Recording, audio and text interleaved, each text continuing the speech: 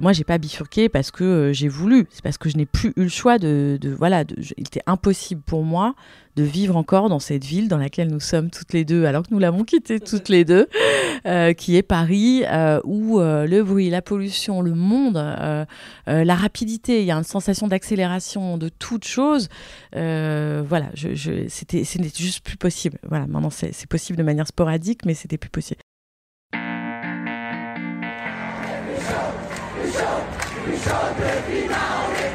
Bienvenue chez Basilic, le podcast pour changer de regard et imaginer ensemble un futur désirable. Je suis Jeanne, votre hôte, et chaque semaine, je tends le micro à celles et ceux qui façonnent le monde de demain. Je vous souhaite la bienvenue et j'espère que vous vous sentirez bien chez Basilic. Aujourd'hui, j'ai l'immense plaisir de recevoir Laure Nouala. Laure est une ancienne journaliste qui a travaillé pendant de longues années au sein de la rédaction de Libération et elle était notamment en charge des questions d'écologie. Elle est également réalisatrice puisqu'elle a réalisé plusieurs documentaires, dont un avec Cyril Dion en 2018, et elle est aussi autrice. En effet, Laure a écrit 2 ouvrages. Le premier, que je vous recommande vivement, s'intitule « Comment rester écolo sans finir dépressif ». Et le second, celui dont nous allons parler aujourd'hui, est intitulé « Bifurqué par temps incertains, réflexion et journal de bord sur le désir de changer de vie ». Vous l'aurez compris, aujourd'hui nous allons parler de bifurcation, de changement de vie, de changement de trajectoire. Et je suis très heureuse de pouvoir en discuter avec Laure. Bonne écoute à vous. Salut Laure. Bonjour. Je suis très heureuse de te recevoir au micro. On va aborder un sujet qui est super intéressant et que tu maîtrises plutôt bien, en tout cas sur lequel tu as un point de vue à nous apporter, qui est celui de la bifurcation, comme tu dis. Mais avant, je vais te laisser te présenter pour les auditeurs et les auditrices qui peut-être ne te connaissent pas encore, s'ils ont vécu dans une grotte. Ils sont nombreux. Et je les pardonne. Je m'appelle Laure Nouala, je suis un être humain d'une 50aine d'années et qui a planché la moitié de sa vie sur les questions environnementales, notamment en tant que journaliste pour Libération. Et puis voilà, je suis un être humain coincé dans ce 21e siècle étrange, dans un pays occidental riche, voilà. Et donc, avec plein de questions de fin du monde plutôt que de grosse fin du mois, quoi. Plutôt la grosse fin du monde. Carrément, et ça fait longtemps que tu te poses ces questions, puisque tu le disais, tu as bossé chez Libé au pôle écologie, tu as écrit des milliers d'articles à ce sujet.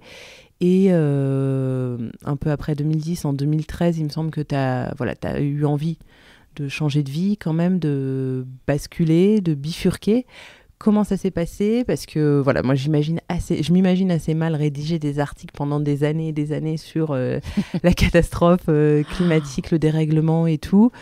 Et voilà, et je comprends assez bien ce besoin de bifurquer en fait.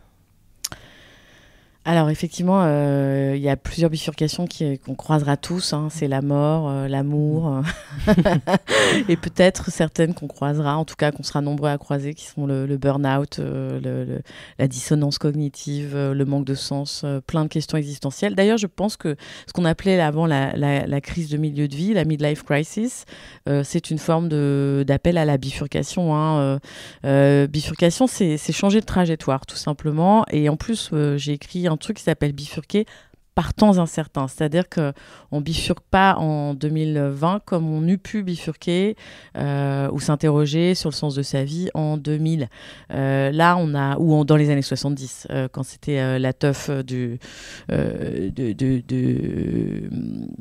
la teuf. C'était la teuf d'ailleurs, tiens, voilà, c'était juste la teuf. Et donc, non, on n'est pas tout à fait dans les mêmes choses parce que notre cadre de bifurcation évolue et se rétrécit et on a vraiment la sensation, notamment depuis 3 ans, mais pour ceux qui, comme moi, observent quotidiennement depuis 20-25 ans, que les limites planétaires sont en train de vraiment s'imposer à nous. Le cadre dans lequel on évolue rétrécit. Nous sommes devenus 8 milliards. On était 7 milliards il y a 12 ans, 6 milliards il y a 20 ans. Bref, il y a quelque chose... on est plus nombreux sur une planète aux ressources limitées avec plus de demandes. Donc forcément, ça réduit. Mais du coup, ce cadre-là est aussi une magnifique opportunité pour essayer de vivre le temps qui nous reste de manière la plus pacifiée possible, notamment en termes d'ambition personnelle, en termes d'ambition collective et en termes de projet de société qu'on a envie de voir durable, un projet qu'on a envie de voir advenir, donc qui n'est pas forcément concurrentiel, pas ultra-libéral, mais serait plus axé sur le partage, le renoncement, etc., etc. Et donc la bifurcation, au sens où je l'entends, c'est vraiment quelque chose de vouloir re-rentrer soi-même dans les limites planétaires, dans son activité professionnelle, dans son mode de vie et dans sa participation à un projet collectif de société.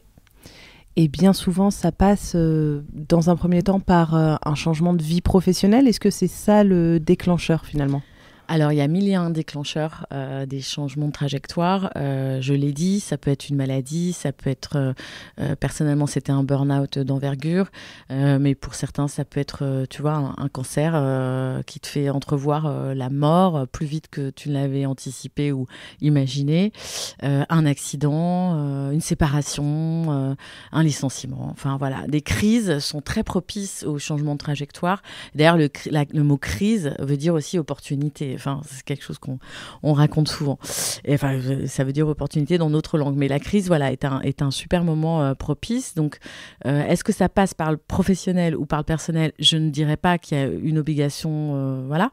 Mais c'est sûr que si tu es écolo dans l'âme et que tu prends ta bicyclette pour aller travailler chez Total, et non même pas énergie renouvelable, mais Total tout court, t'as une petite dissonance ou EasyJet, tu vois, par exemple, mettre la terre à portée de tout le monde. T'es profondément écolo, mais tu proposes du tourisme low cost et pourtant climaticide. Donc, des moments comme ça de dissonance surgissent de plus en plus parce qu'il me semble que depuis quelques temps, peu de temps, certains diraient 6 mois, d'autres diraient depuis 4-5 ans, il y a quand même une prise de conscience des enjeux écologiques qui se fait de plus en plus forte et par à-coups à chaque fois.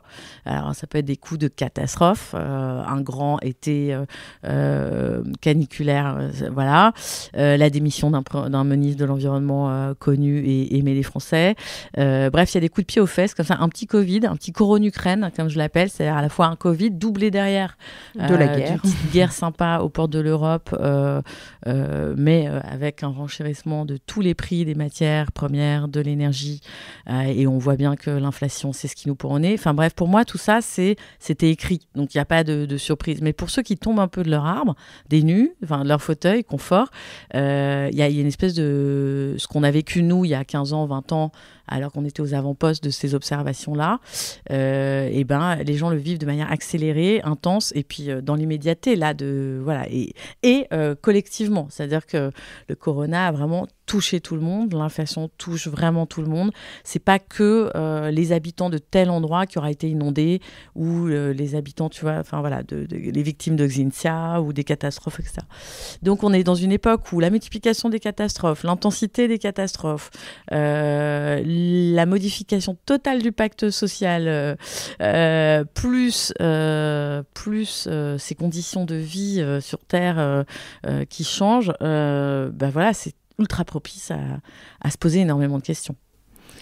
Plus que quand toi tu as bifurqué, est-ce que finalement ce que toi tu as fait il y a 10 ans, à savoir quitter Paris, changer un peu de vie quand même, est-ce que tu te revois toi il y a 10 ans et aujourd'hui tu as l'impression que cette bifurcation elle est... Alors ça reste toujours très compliqué de bifurquer, je pense que ça peut être en tout cas compliqué pour certaines personnes, mais est-ce que tu as l'impression qu'il y a plus de ressources, plus de moyens, c'est un peu plus limpide ou pas tellement ? Parce que justement dans ton bouquin tu vas à la rencontre de différentes façons, enfin tu nous présentes différentes façons de bifurquer et est-ce que tu as l'impression qu'aujourd'hui ça paraît un peu plus évident ou pas tellement ? Alors maintenant, dire je quitte une métropole barbare pour aller m'installer à la campagne, ralentir, lever le pied, me poser plein de questions est quelque chose d'assez banal, surtout dans nos milieux un peu, on va dire, d'intellectuels précaires. Bon, bah, là, ou de gens acculturés aux enjeux environnementaux, là, c'est quelque chose d'assez banal. Il y a 10 ans, ça l'était moins. Je me rappelle que j'effrayais mes amis qui me demandaient bien qu'est-ce que j'allais faire à 200 km de Paris. Enfin, Paris, c'est là où ça se passe pour un journaliste et tout ça. Donc, c'était pour eux absolument improbable. Moi, j'ai pas bifurqué parce que j'ai voulu. C'est parce que je n'ai plus eu le choix il était impossible pour moi de vivre encore dans cette ville dans laquelle nous sommes toutes les deux, alors que nous l'avons quittée toutes les deux, qui est Paris, où le bruit, la pollution, le monde, la rapidité, il y a une sensation d'accélération de toute chose. Voilà, c'était juste plus possible. Voilà, maintenant c'est possible de manière sporadique, mais c'était plus possible. Et donc je pense que c'est le cas de beaucoup de personnes, et il semblerait qu'avec le confinement, en tout cas les premiers confinements, il y a eu un effet un peu exode urbain dont on discute beaucoup aujourd'hui parce que quels sont les termes exacts de la définition de l'exode urbain, mais enfin des gens qui se translatent déjà, qui sortent d'une métropole barbare pour réinvestir des villes et des territoires un peu déshérités, qui sont, pour faire simple et binaire, un peu les territoires des villes de 10 000 habitants de la diagonale du vide, ou alors les métropoles un peu barbares quand même, mais plus distantes, plus agréables à vivre en tout cas que Paris, que sont Nantes, Marseille, Lyon. Ça, c'est quand même des villes énormes, Bordeaux, etc. C'est quand même des villes gigantesques, mais il y a une appétence pour les villes de moins de 40 000, 30 000 habitants, où tout est à peu près à taille humaine, de l'urbanisme aux voiries, en passant par une spatialisation. Tu arrives à spatialiser des espaces et ça fait un bien fou à nos cerveaux. Nos cerveaux n'ont plus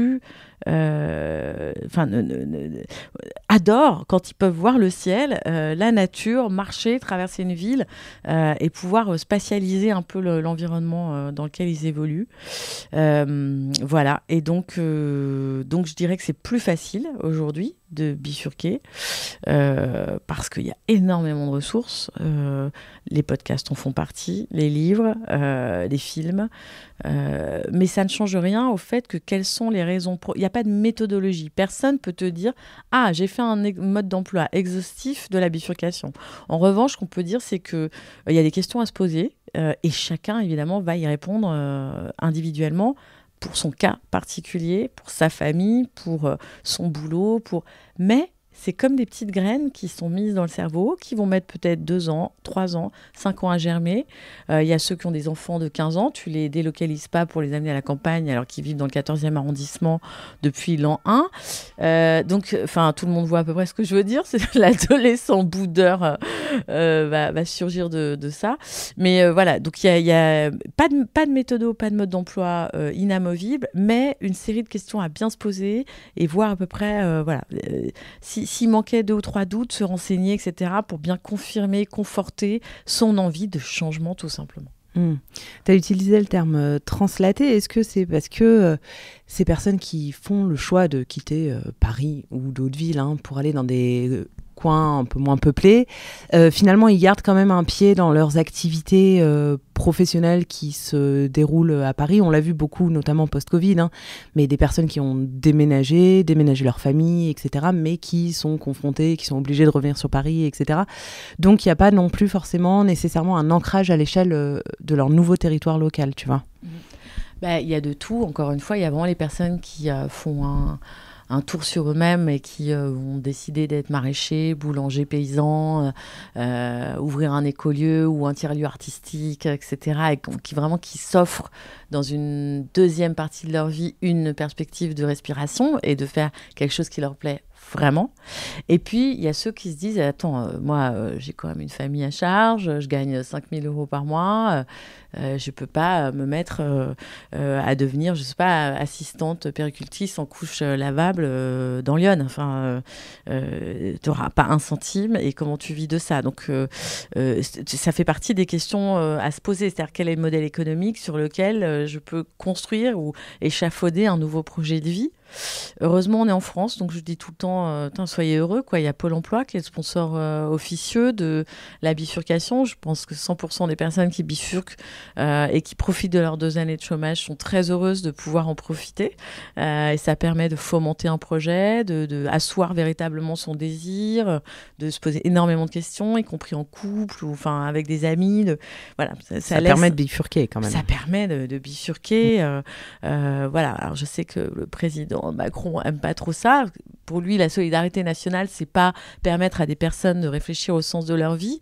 Il a un peu tort parce que c'est aussi ça. Voilà, c'est pas que soutenir les gens en transfusion économique le temps que voilà ils fassent leur dépression. C'est pas que ça. C'est aussi un temps de respiration. D'ailleurs, qu'on ne nous accorde pas dès lors qu'on sort de nos études. Faut tout de suite aller bosser.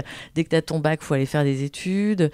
Une année sabbatique, c'est assez mal perçu. Une année sabbatique, mais même en fait, tu vois, c'est pas l'année sabbatique qui est mal perçue. Un truc qui n'arrive même pas au cerveau de nos édiles, c'est quand même que quand tu as 18 ans et que tu viens d'avoir ton diplôme, le fameux Sésame qui est le bac, que tout le monde a d'ailleurs, si on imaginait tous une année pour réfléchir à ce que vous aimez vraiment, ce que vous avez vraiment envie de faire, voilà. Donc, la possibilité d'avoir cette année-là, de voyager, de faire du woofing, de voyager low cost, hein, bien sûr, et low carbone, pardon, d'aller s'inspirer dans d'autres pays. C'est ce qu'ils font, par exemple, au Norvège. Tu vois, toute la tranche d'âge des 18 ans va passer 1 an de service civique. Voilà, donc c'est modeste, mais ça ouvre un peu des horizons. On sort un peu de là d'où on vient, en général, et ça permet de réfléchir pour se lancer dans la vie professionnelle, peut-être un peu plus assurée. Parce que ce qu'on constate aujourd'hui quand même pas mal, c'est que beaucoup de jeunes font leur crise de la quarantaine à 20 ans, en fait. Et tant mieux pour eux. Mais du coup, eux, ils n'ont pas les 2 années de chômage. Certains n'ont pas le RSA, ils sont trop jeunes, donc ils n'ont pas de soutien. Là, pour le coup, c'est vraiment un don de soi, carrément, dans une bifurcation très, très décroissante. Mais on pourrait avoir plein de dispositifs, et ça, on n'en a pas assez. On n'a pas réfléchi à des plans de bifurcation, secteur par secteur, etc. Et pourquoi faire, en fait, à la fin, de quoi la France a besoin aujourd'hui, de quoi nos villes ont besoin, de plombiers, d'électriciens, d'artisans du bâtiment, de gens qui télétravaillent en créant non pas de valeur sur le territoire, mais qui créent une valeur dans leur compte en banque qui permet de dépenser sur le territoire. Il y a un effet de ruissellement réel des gens qui arrivent et qui voilà. Mais voilà, et on essaie de nous enfermer tous, le néo-bobo, le néo-rural qui est là à télétravailler mais qui est jamais sur le territoire à s'engager, ceux qui veulent vraiment s'engager mais qui se rendent compte qu'ils s'engagent dans des thématiques qui n'intéressent pas les gens sur le territoire, un frottement de différents culturels énormes entre celui qui a une maison qui se fait glyphosater et celui qui glyphosate depuis 3 générations, et c'est comme ça ma petite dame, vous n'allez pas m'apprendre mon métier, certes non. Donc voilà, on beaucoup de dossiers à ouvrir. En fait, là, je me rends compte, je ferme aucun dossier, je les ouvre tous. Et donc, c'est très compliqué. Mais pour en revenir à ta question... Non, mais c'est très bien d'ouvrir plein de dossiers. Il y a aussi un temps d'observation quand on arrive sur un nouveau territoire. Là, tu parles de frottement. Il y a un temps d'observation pour aussi comprendre ce qui se fait à l'échelle locale. Enfin, je parle là en connaissance de cause. Je suis arrivée à Annecy il y a un peu moins de 3 ans. Et ça prend du temps, en fait, de comprendre quelles associations œuvre, là où toi tu pourrais avoir une certaine valeur ajoutée, donc t'investir aussi, et ça peut pas non plus se faire en 2 minutes ou en 2 semaines, quoi. Non, en fait le bouquin est bifurqué par temps incertain, il est construit selon le principe un peu de la permaculture. La zone 0 va être la zone d'observation la zone 0 va être la zone de la maison autour de laquelle se déploieront les plusieurs zones. Métaphoriquement, par analogie, la zone 0, c'est la zone de soi avec soi-même.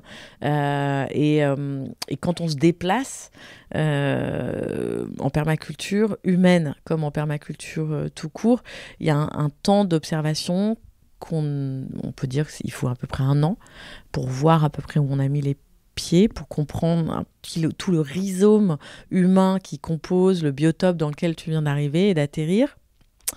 Et ça, c'est fondamental, ce temps d'observation, d'humilité. Je crois que c'est Roosevelt qui disait ne vous demandez pas ce que le pays peut faire pour vous, mais demandez-vous ce que vous pouvez faire pour le pays. Donc remplaçons mon pays par le territoire. Et qu'est-ce que le territoire, qu'est-ce que je peux lui apporter véritablement, plutôt que de venir prendre et consommer que ses paysages, ses maisons pas chères à retaper, sa qualité de vie, ses producteurs bio sur le marché. Oui, très bien, mais qu'est-ce que toi tu peux apporter localement, de quoi est-ce qu'on a besoin que tu peux offrir et qui fait partie de tes compétences. Est-ce que toi, dans Lyon, justement, tu t'es investi, il me semble que tu l'as fait, mais au sein d'une association ou tu as créé une association ? Alors en arrivant à Joigny, j'avoue que moi j'étais effondrée puisque baignant dans les questions d'effondrement et je me suis donné un temps de respiration, ne rien faire, je crois, ne rien penser. Par contre, goûter le chablis local, goûter le Saint-Brie, goûter le coulange la vineuse, le pinot noir, etc. Découvrir tout ça. Ah, là-bas, en plus, vous êtes bien lotis. On est bien lotis, donc j'ai découvert pas mal de cépages. Et plus sérieusement, il n'y avait pas vraiment d'association qui parlait d'effondrement ou qui adressait des questions de collapse. Moi, je suis arrivée en 2013, donc 2015, il y a le bouquin de Pablo Servigne, Comment tout peut s'effondrer. Et je vois déjà en 2017 que ça... Je fais le bouquin, le film avec Cyril Dion, ouais. Après-demain en 2018. Et là, en sortant de ce film, je me dis, mais c'est dingue. Moi, je vais parler dans des endroits à droite à gauche de personnes qui se mettent en réseau pour agir. Et chez moi, il n'y a rien. Et donc, c'est là qu'avec plusieurs copains, on a lancé Renaissance Joigny, mais pas Renaissance au sens du nom du parti de la majorité présidentielle. C'était avant. Je le précise, mais Renaissance au sens de la Renaissance écologique, l'ouvrage de Julien Dossier consacré à 24 chantiers qui permettent d'arriver à la neutralité carbone en 2050 et qui s'appuie sur un outil, une fresque de la Renaissance écologique qui, pour moi, me semblait être calquer la ville de Joigny dans Lyon, 10 000 habitants, où j'ai atterri. Et donc à partir de là, on a commencé à fédérer. J'avoue que la première chose qu'on a faite, c'est l'apéro mensuel du premier mercredi du mois. Là, on a découvert que des personnes agissaient déjà dans leur domaine, donc que ce soit l'internet local, solidaire et indépendant, que ce soit le Fab Lab, que ce soit l'éducation populaire. Et finalement, on s'est agrégé à 6 et on a répondu à un appel à manifestation d'intérêt de l'Agence nationale de la cohésion des territoires, l'ANCT. Et on a obtenu le financement de 2 équivalents mi-temps sur 3 ans pour fédérer toute cette énergie existante, essayer de proposer énormément de choses, des écoles maternelles à l'EHPAD, en passant par des festivals un peu écolos, mais dont le cœur de réflexion n'est pas l'écologie, mais on en parle toutes les 5 minutes, mais bon, voilà. Et voilà, et maintenant, il y a tout un écosystème. Il y a la caserne Bascule qui s'est installée là-bas. Il y a, je dirais, 130 personnes sur une ville de 10 000 habitants. C'est énorme. Qui gravitent dans ces sphères de la transition environnementale, sociale et numérique. Donc, en fait, vous avez eu aussi un rôle pour faire des ponts, en fait, d'agrégateur. Ouais.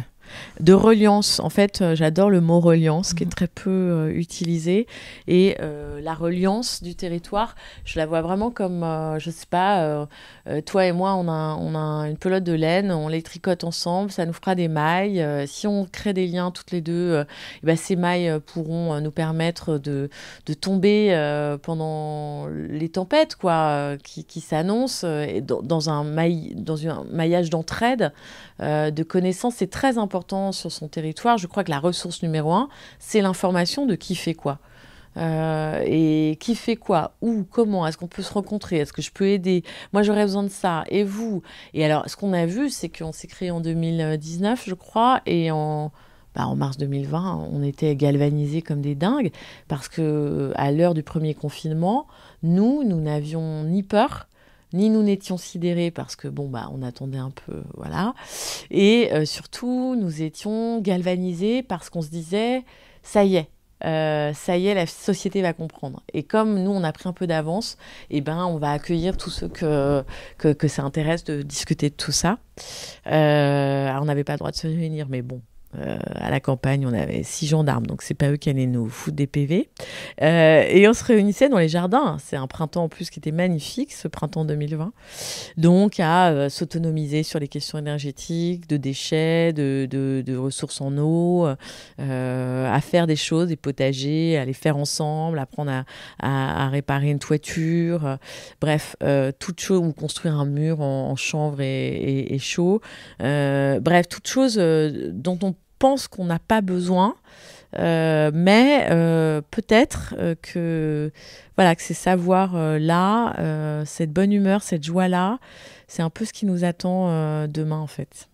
Et quels sont les profils des 130 personnes ? Alors, peut-être pas les 130, mais voilà, quel est le profil C'est hyper varié. Mais vraiment de tout. Voilà, effectivement, des néo-ruraux qui achètent une maison à Joigny et continuent à faire la navette avec Paris. Des gens du cru qui sont avec des revenus très bas, mais plein d'or dans les mains. Et plein de savoir-faire que nous, comme des débiles, à force d'avoir des 20 sur 20 à l'école ou des 18 sur 20 à l'école, en maths, en histoire, en géographie, t'apprends pas à planter un clou. Hein. Donc, je vous le fais comme ça. Franchement, ceux qui m'écoutent, ne forcez pas vos enfants à faire des études à tout prix. Je veux dire, voilà, il y en a qui sont doués pour, mais il y en a d'autres qui sont très heureux et très compétents dans d'autres choses. Mais je crois que c'est une autre époque maintenant. C'est pas comme ça. Donc, très bien. Voilà, il y a des personnes âgées, mais qui ont envie, comme tous les retraités de France, de s'investir dans les associations. Et pourquoi pas une association qui parle de l'avenir de leurs petits-enfants. Comment est-ce qu'on peut aider ? Voilà, et il y a de tout. Alors, c'est vrai qu'il y a quand même un entre-soi, que les personnes sont en général acculturées aux enjeux. Et que oui, on a toujours cet angle mort de l'écologie politique ou de l'écologie, c'est quand même les populations défavorisées qui ont plus l'impératif de la fin du mois devant elles que celle de la fin du monde. Donc voilà, et celles qui manifestent, donc il y a beaucoup d'actions qui sont menées en faveur d'eux, mais en faveur d'eux à partir de leurs besoins. On ne va pas leur donner des cours sur le tri des déchets s'ils en ont rien à foutre. Par contre, s'ils comprennent qu'en triant ces déchets, en réduisant le gaspillage alimentaire, il y a des économies à la clé, qu'on mange mieux, bon, et qu'en plus on apprend à son enfant à faire une compote de pommes, parce qu'on a racheté beaucoup de vergers, on parle de ça, mais bref, c'est plus facile de faire une compote de pommes avec des pommes, du verger, des vergers collectifs achetés, taillés ensemble et récoltés ensemble, que d'aller acheter une pomme pote et voilà, et qui soit trop sucrée et tout ça. Bref, j'enfonce des portes ouvertes, c'est dingo. Non, tu parlais de tes vergers, enfin de vos vergers. Ouais. Puisque initialement, toi, tu as d'abord acheté des vergers. J'ai d'abord acheté un verger avec un ami, Patrick Frémaux, et puis après une maison commune de transition, et puis après une deuxième maison commune de transition, et puis d'autres vergers. Alors maintenant, il y a à peu près 5 hectares de vergers disponibles, voilà, en open source, dans lesquels sont organisés des week-ends de taille, de récolte, de transformation, d'aménagement, de construction de toilettes sèches. Et après, l'idée, c'est d'en jouir, mais d'en jouir au même titre que ceux qui n'ont pas les moyens d'être apporteurs d'euros. Il y a ceux qui peuvent apporter des compétences, des outils. Bien sûr. Voilà, chacun trouve sa place comme ça. Et voilà, et c'est modeste, mais à la fin, cette ville qui est Joigny, on a par ailleurs, ça c'est très intéressant, très important dans une brique de bifurcation. La bifurcation individuelle, c'est fait. Mais quand on veut atterrir dans un territoire et œuvrer en faveur du territoire, si on n'a pas l'oreille des élus, ça va être très compliqué. C'est des bâtons dans les roues, on sait comment c'est. Il y a parfois des territoires ruraux qui nous aiment pas trop. Et c'est les frottements que tout le monde connaît. Et puis, parfois, vous tombez sur des villes... Joigny, c'est une ville où le maire, Nicolas Seret, est plutôt hyper à l'écoute de nos sujets. Il peut peut-être pas, lui, publiquement en parler et en faire toute la journée de l'écologie, mais du coup, on est pas mal soutenu pour en faire et pour communiquer autour de ce qu'on fait, quoi. Voilà. Et c'est vrai, quand on a un élu dans la poche, c'est vachement plus facile. Il vous dirige vers les lignes de subvention de la région, du département et autres. Il vous inclut dans les manifestations organisées par la communauté de communes. Voilà, vous avez une meilleure visibilité et vous pouvez toucher plus loin, quoi. Oui, forcément. Forcément. Tu le disais tout à l'heure, et ça fait une transition parfaite avec le sujet que je voulais aborder, mais il y a des personnes qui, évidemment, sont soucieuses de la fin du mois et d'autres de la fin du monde. Et donc, on en vient à cette question qui me paraît assez intéressante de comprendre si tout le monde peut bifurquer. Est-ce que tout le monde peut s'offrir ce plaisir de la bifurcation, tu vois ce que je veux dire ? Est-ce que c'est à portée de tout foyer ? C'est sûr qu'une personne dont le poste est caissière dans une boulangerie ne va pas pouvoir se mettre au vert et passer en télétravail. Il y a des postes qui sont anti-bifurcation. Mais si cette même personne, sa bifurcation intérieure, c'est déjà de savoir où, autour d'elle, elle peut rejoindre une association, s'occuper, apporter, être dans l'entraide de là où elle est, alors oui, elle peut bifurquer. Tout dépend de...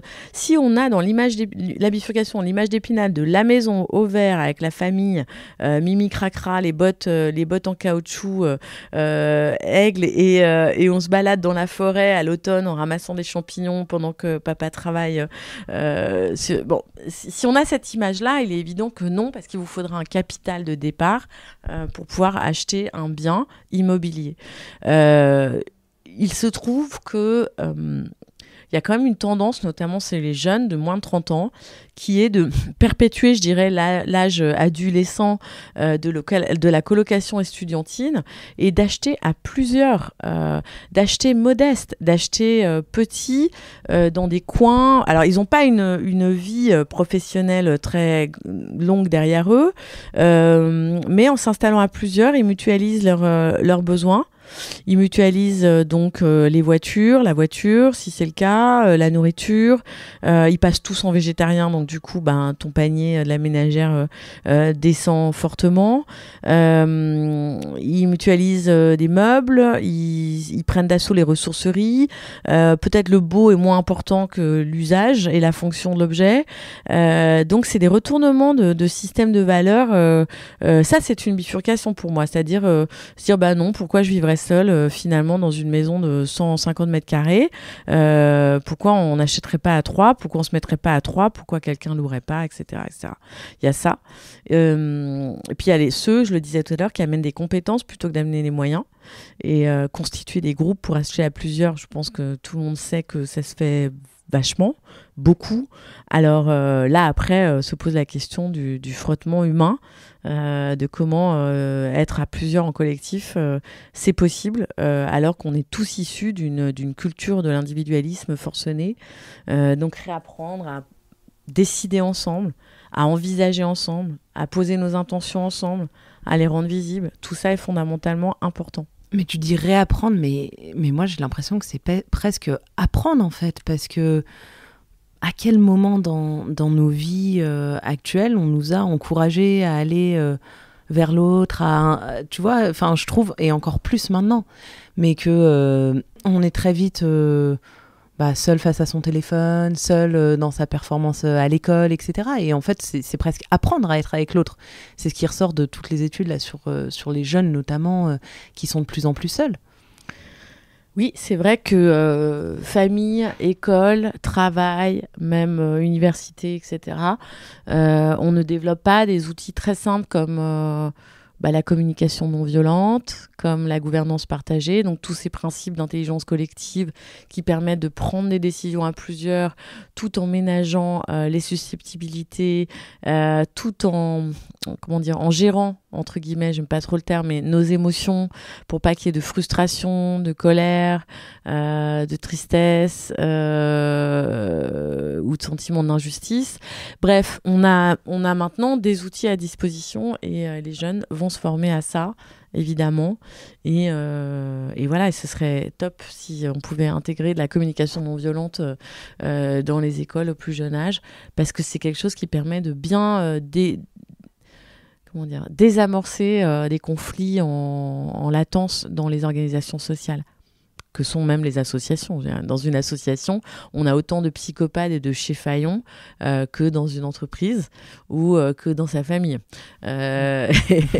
Et moi-même, je me suis confrontée au fait que j'étais à la fois Huggy les bons tuyaux, mais aussi Benita Mussolini. C'est-à-dire, il y a des choses, dans la prise de décision en collectif, il y a des choses qui vous renvoient à votre mode de fonctionnement qui peuvent être particulièrement violentes, que vous n'aviez jamais vues, vous n'aviez jamais en tout cas souffert d'être comme ça, entre guillemets. Or là, c'est plus possible. C'est-à-dire, si on veut voir advenir un monde meilleur, il faut être soi-même une meilleure personne et avoir résolu 2 ou 3 problèmes. Et donc ça, c'est quelque chose, une introspection, une bifurcation intérieure s'impose un peu dès lors qu'on veut agir à plusieurs sur le territoire. J'allais dire, ça nécessite une petite introspection quand même. À un moment. Elle peut être énorme.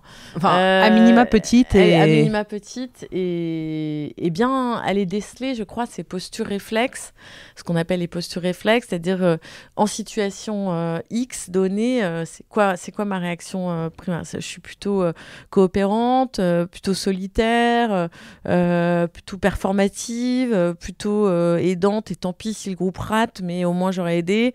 Enfin, tu vois, c'est toutes ces choses-là qu'on connaît, mais dont on parle jamais, qu'on pratique jamais en fait dans la vie dès l'âge de la maternelle. Et c'est con parce que ça permettrait tout le temps tellement de renverser nos systèmes de valeurs que ça serait une partie du...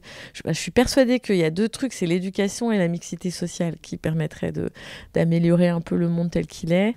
Voilà. Je suis bien d'accord avec toi et effectivement ce travail de se poser la question de comment on réagit, etc. Au final, quand on le fait, c'est souvent on le fait de son côté, mais on n'est pas amené à y réfléchir, ou très rarement, ou parce qu'on participe à un stage ou quelque chose autour de la communication non violente éventuellement, mais sinon on n'est pas amené à interroger nos fonctionnements, même quand on rejoint une entreprise. En fait, ça pourrait être tu vois, dans le onboarding, là, le super terme que tout le monde adore, ça pourrait faire partie des questions en fait qu'on t'invite à te poser. Ouais.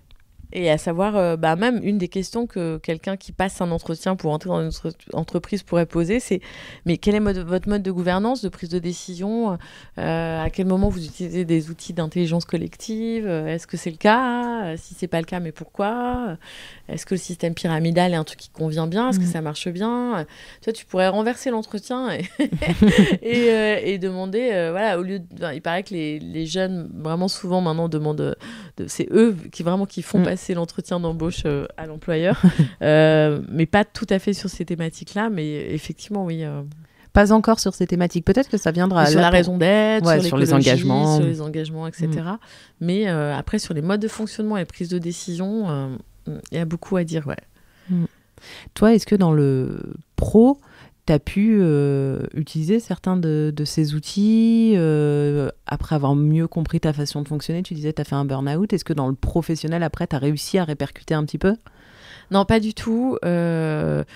Alors d'une part parce que j'ai réalisé des films toute seule, donc une réalisation de film c'est quelque chose d'assez solitaire. Vous avez quand même un producteur, vous avez évidemment un monteur ou une monteuse, vous avez un chef-op, une chef-op, enfin peu importe, il y a une équipe derrière un projet. Et le projet, c'est vous qui le portez. Donc, c'est pas tout à fait...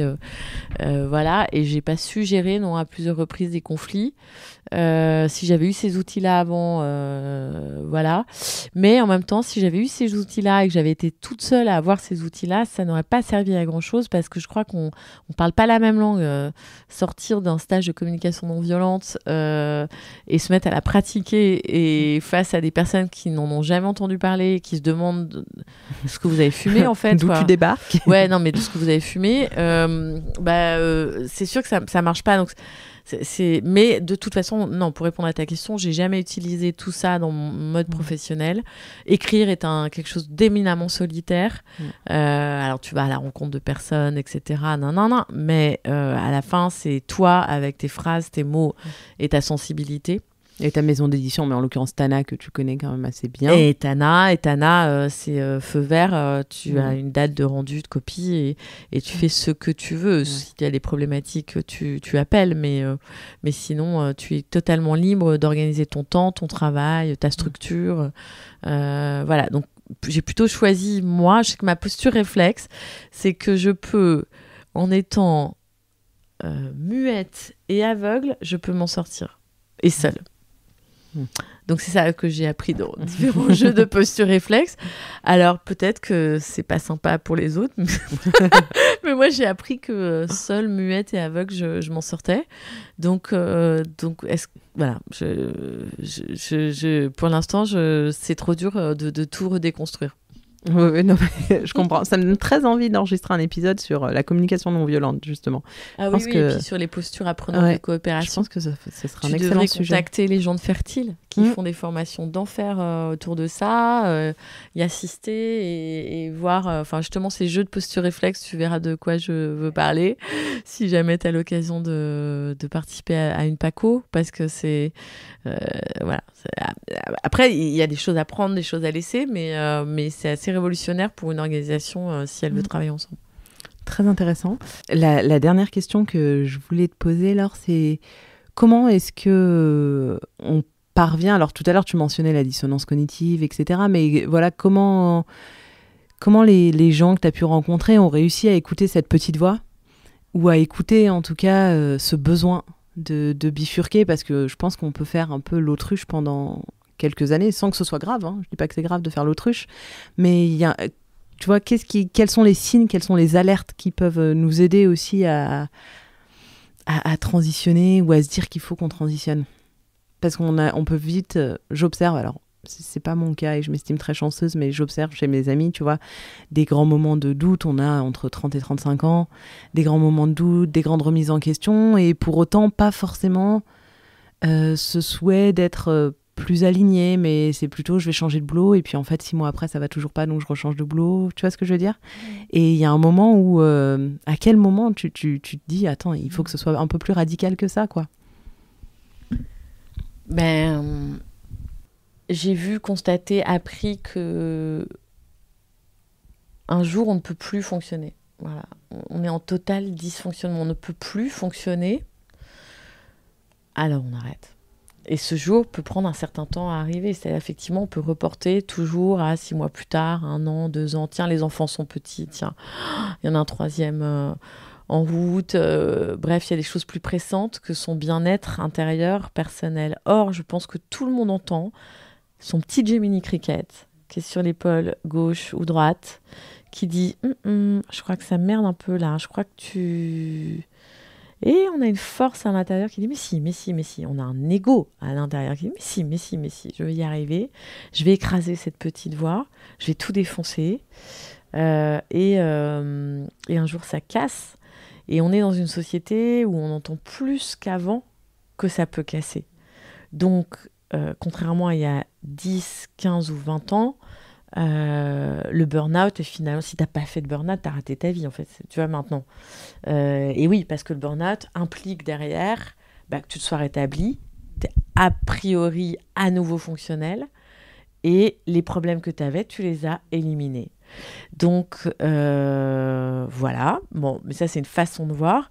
Mais si c'est juste reporter... Enfin, voilà pourquoi il n'est pas urgent de bifurquer demain. Il est urgent de bien bifurquer, de bien changer de trajectoire, de bien voir quels sont les contours de la trajectoire qu'on veut modifier. Ça peut être le partenaire de vie. Rarement on se débarrasse de ses enfants pour avancer. Donc, ok, ça, c'est incompressible. Mais ça peut être le cadre de vie, le compagnon de vie et l'objet qui fait qu'on se lève tous les matins pour aller travailler. Et pour faire quoi? Comment on s'occupe et dans quelle visée? Donc, je dirais que le signe numéro 1, c'est je ne peux plus fonctionner comme ça. Et 15 jours en thalasso ou en maison de repos n'y changeront rien. Et donc, aller creuser c'est un point de rupture, quoi.